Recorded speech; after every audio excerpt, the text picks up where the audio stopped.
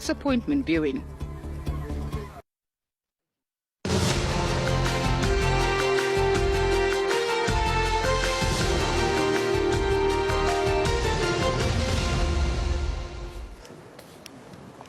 It's 6:30. Great to have you with us on the Saturday edition of the South African Morning. I think if you are anywhere on Google or social media, we've seen these devastating wildfires over in Los Angeles. So the reports we have this morning, according to our team, at least 10 people, their lives have been lost. Now, let's run through the damage here. 180,000 people forced to evacuate, and damage over in LA now exceeding $50 billion. Now, when you think of Los Angeles, of course, you think of the American dream. You think of Hollywood. You think of those houses, those wooden houses along the beaches, Malibu, all those areas. Many of them have been destroyed. So this American tragedy is unfolding at the moment. That is just a sense of how bad it is. If you're on social media, you'll see a number of well-known A-list celebrities and actors and actresses.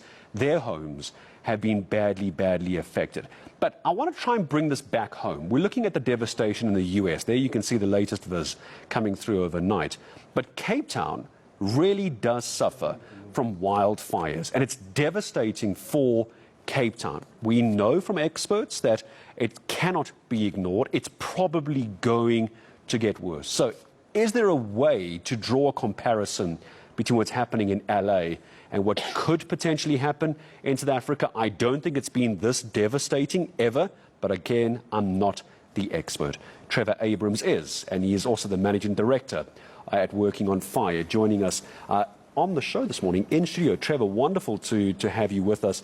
I want to be so careful when we talk about what we're seeing in California and the terrible fires that you work on, you and your team, your hundreds and thousands of team members in South Africa. Is it a fair comparison? I don't want to belittle what's happening in LA. I don't want to belittle what's happening in South Africa. Is it a fair comparison? Actually, you know, the fires in California at the moment, particularly LA, has a striking resemblance to what happened in Knysna in 2017. Both happened out of season. It's winter there now, right? Both had extreme high winds coming from the interior, Santa Ana in the case of LA. We call it the Berg winds. So strong that in the early days of the fire we couldn't fly. Same thing happened in LA. And of course, they also had a period of extensive drought. As far as March last year, there were floods in the same area. I was in Pasadena at a conference on wildfires, international conference, and we went into the canyon where the Eaton fire is doing. And the housing there, the kind of wildland-urban interface, is something typical along our garden route. It looks a bit like Cape Town. I mean, I understand. No, it smells like Cape Town. Does it smell like Cape Town? But it looks like Cape Town. It's Mediterranean. It's completely Mediterranean, the climate. So what we're seeing here is the impact of climate change. So wildfires has been part of our life, you know, since time immemorial. But what's changed is the kind of winds that go with this.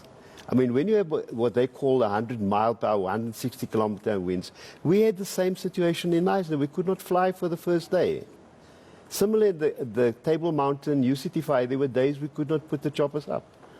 So this is the pattern that's now happened when Linnea in Hawaii, in Jasper in Canada, where the whole town got burnt out in 48 hours. The Park fire in California in July last year. That fire spread at the rate of one soccer field every second for the first 24 hours. I was reading a stat. Oh, forgive me. Excuse me. I was reading a stat last night, and again, you must be careful what you read on fires. This is why you're here, that it's some 17,000 acres in Los Angeles that are being completely destroyed. To put that in contrast, in Manhattan, in New York, is 14,000 acres. I think, is it acres? I think they use acres. Yeah. I mean, it's bigger than Manhattan. Yes. And that's the kind of devastation. What we're seeing behind us, this is what we're seeing bigger than Manhattan. No, the destruction is immense. I mean, you know, and the same thing as in Knysna, you have the kind of chaotic evacuation. You had traffic being snarled up. In fact, you had bulldozers being used to move Cars. stationary I vehicles saw that, yeah. to allow fire vehicles come through. So those are the messages that are coming through, you know, the need for preparedness, the need for evacuation protocols, and of course, obviously, the prevention activities that need to happen. Once the firestorm comes through, I think it's extremely unfair to expect firefighters to be able to deal with it. Can we start with the prevention then, if we can? Because you mentioned a few interesting things. Prevention. We all know, you certainly know, I'm not even trained in your world, and I know this is going to become a problem.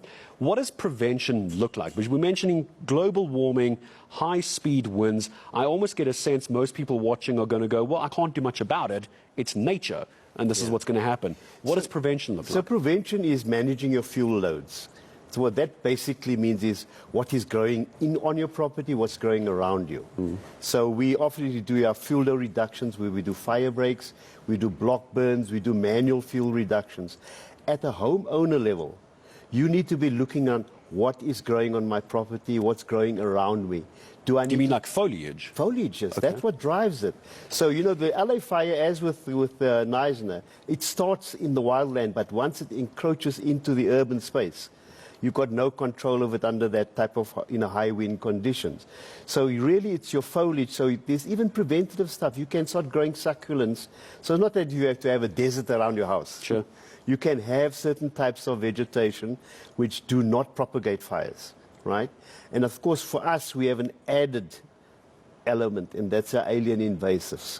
Those are the kind of vegetation that does not come from our local biomes that spread fires very, you know, dramatically. And unfortunately, some of those programs have receded, the alien invasive eradication programs have receded in recent years. Why?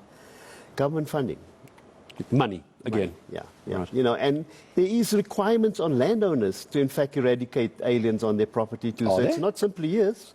Oh. So, you know, you have an obligation and you can actually be fined. If that happened, has happened in the case in the Western Cape. But the second thing you need to look at, like, what's around your property in terms of the kind of garbage, but more importantly, what's in your gutters. Because when you have these wildland fires, the embers that are blown by the wind lands up on your roof, tumbles down into your gutters, and where do we find all the tinder? So if you look at Nice now, come back to it again, there were houses that were burnt down standing next to houses that were unscathed. Why is that? And that's the difference. Yeah, why is that? So clearly there is preventative activities you can do. You have to do an assessment in terms of your risk as what's going on. So those are some of the preventative. And then, of course, the other areas, the preparedness. You know, the kind of resources needed. Right now in California, it's happening in their winter season. So there is quite a bit of resource in the U.S. But already Canada has been deploying there. Some Mexicans have been deployed also at the LA Basin. So, you know, this is the kind of path of where we're going, international collaboration and in terms of national collaboration. If we look at California, and I always want to re-emphasize, I want to be very careful not to cause any kind of panic and be melodramatic or overly dramatic. Could we ever, in any part of South Africa, Trevor, see a fire this out of control within South Africa's borders? What keeps you up at night going, Garrett, if there was one area where you could see something like this, is it possible, and where? Garden Route. Garden Route. Yeah, I mean, you know, I'm using Neisner because although LA is probably on a scale of 10 times Neisner, we lost 900 structures in Neisner. We lost 6 lives in Neisner. So yes, there's a magnitude issue, but of course LA is much bigger in any case. But the proximity of our urban dwellings to our wildland area along the Garden Route is one that's of deep concern. And, you know, the climate change is bringing this kind of fluctuations, growth, you know, quite a bit of sort of precipitation, and then the dryness that comes after that. And, you know, new plants succumb to the kind of dry conditions, and they become the tinder of the fire in the future. The spark. Just takes one spark. All you need is spark, you know, and that's you're going. So unfortunately, you know, all the international conferences now that are focusing, saying that we do need an all-community approach into fire. You can't have firefighters fighting. The problem is it sounds a bit voluntary. I don't mean the working on fire part. I mean you were talking earlier about invasive plants and cleaning out your gutters, something I would never have thought of. It's great advice, but it's not it's not beholden on me as a legal obligation to do that. I didn't even know that until 5 minutes ago. The education seems to be a problem here. It's big in your world, but in Garrett's world, I wouldn't have thought about it. Now, education is a big part of our program. We, in fact, bring in the Canadian model of Fire Smart also. We have an app. You can go home and do an assessment of the kind of risk that you're... What's the app called? It's called, well, it's Fire Smart is the program. Fire Smart, yeah? Yeah, and it's a Canadian product.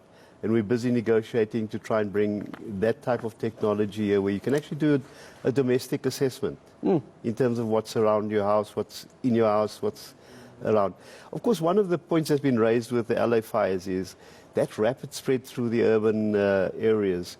What are the kind of materials that are being used in our modern construction? Too much petroleum-based products that have been found in the houses, and that's why you have this thing just tearing through it. Isn't it? Again, I went to LA many years ago, and I wasn't looking at construction, obviously. I was looking at the beach. But isn't it true that there's a lot of wooden houses? Does that matter? Because most of our houses here are brick and mortar. Is that a different thing? The US does use a much more high level of wood structures with aluminum sidings. Okay. But that in itself is not really the issue. I was in Pasadena, as I said, at this conference, international conference, and you saw the extent to which the urban sprawl is right intersecting into the wildland area. Okay. So it does not surprise you that when you have a fire of this nature, and that's what you find in the garden route, lovely in terms of with nature. Until. So have you made your assessment in terms of what your risk is there? In parts of California already, insurance companies no longer provide insurance to homeowners. Yeah. Regardless of what your premium is, they're just saying, look, we're not going to insure you. They're not insuring, period. What does it mean if you look at the response? I want to talk about the firefighting response to this, your world. Just a last question. How prepared are we for anything like this? I'm going to use the garden route because that's what you're talking about. Could we, even with you working on fire, respond adequately if we were to ever experience a scenario like this? I mean when? Could we ever respond adequately in your mind? I don't think we, as a country, are adequately resourced. You see the kind of aerial resources that's coming in here. You've got the US Air Force, you've got CAL FIRE and their Air Force. We're a private company working on Fire P2R Limited, and we have our own aerial resources that we've built up over the 21 years. It's been a government-funded program, but it's time for the private sector to be coming on board as well. We have collaborative agreements with Canada, and that is what we're going to have to be building on even within South Africa in terms of the various entities that are involved in firefighting. But more importantly is how do we marshal the resources that we need in a time like this? I want to leave you with this question. When I hear, and it's no disrespect, when I hear the public-private partnerships, I get messages on X saying to me and asking you, I would imagine I would, ask me how does a private partner come in with working on fire? You don't know them, they don't know you. How do you two come together? Well, we have a presence, public presence on the social media and our website, etc. So we easily to be reached out there. We do need to be training our youth, and because ours is basically a training program for our unemployed youth. So we're sort of knocking off two birds with the same stone. We're providing a very valuable social service while also addressing the unemployment issue. So we're contactable in that respect, and we would very much like to engage with the private sector in investing in our country's future. As we should as well, because this is, as I was hearing from many people around the LA area, everyone knew this was going to happen. This wasn't a case of if, it was only going to be when. Trevor, thank you very much for coming in. And just from all of us that have ever had to deal with fires, search and rescue, EMS, and having properties saved, you're doing an incredible job. I hope someone watching today can get hold of Trevor Abrahams from the private sector side. You have no idea the impact you can have. They're doing it already. You may as well try and get on board and support where you can. Trevor Abrahams, MD, the Managing Director of Working on Fire. I follow them on all the socials as you do and as you should. Please go follow them, support them. And if you are in that kind of position, maybe you can actually get involved as well. I appreciate Trevor coming in and speaking to us this morning. Now, Devon Conway hoping to play a very big role as he returns to his country of birth. We'll talk about that in sports news in a couple of moments from now.